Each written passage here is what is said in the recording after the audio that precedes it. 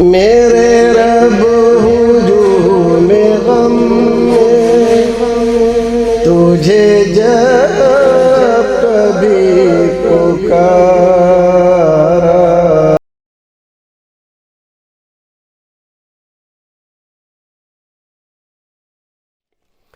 الحمدللہ والصلاۃ والسلام علی رسول اللہ۔ ناظرین، خیر مقدم ہے آپ کا کریم ٹی وی اردو میں۔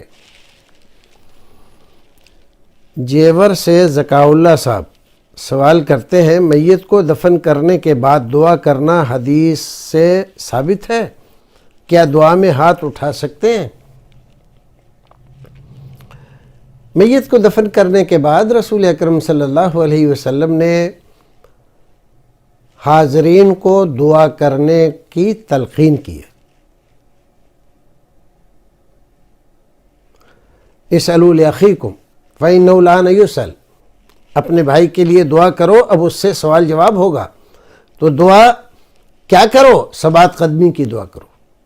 اسألوا لہ التثبیت، ثبات قدمی کی اس کے لیے دعا کرو کہ اللہ رب العزت فرشتوں کے سوالوں کے جواب میں اس کو ثابت قدم رکھ، صحیح جوابات وہ دے۔ تو دعا کا تو ثبوت بہت پختہ ہے۔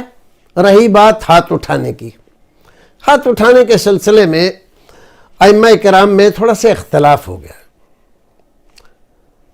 حضرت امام مالک رحمۃ اللہ علیہ کی طرف یہ قول منسوب ہے کہ انہوں نے قبرستان میں ہاتھ اٹھا کر دعا مانگنے سے منع کیا۔ وجہ اس کی یہ بتلائی کہ اگر کوئی غیر مسلم وہاں سے گزرے گا تو وہ یہ سمجھے گا کہ یہ لوگ قبر والے سے مانگ رہے ہیں، تو اس کو اسلام کے سلسلے میں غلط فہمی ہوگی، اس لیے نہ مانگا جائے۔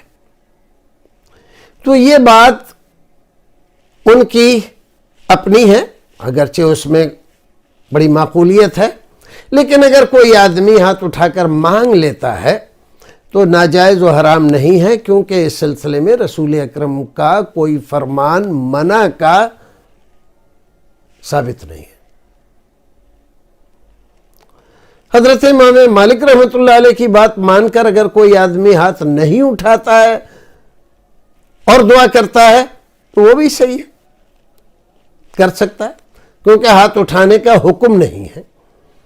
اور چونکہ دعا میں ہاتھ اٹھانے کا ثبوت ہے بہت ساری جگہوں پر، تو یہاں پر بھی کوئی آدمی اٹھاتا ہے عموم کا فائدہ اٹھاتے ہوئے تو اٹھا سکتا ہے۔ اللہ رب العزت ہمیں اور آپ کو نیک عمل کرنے کی توفیق عطا فرمائے۔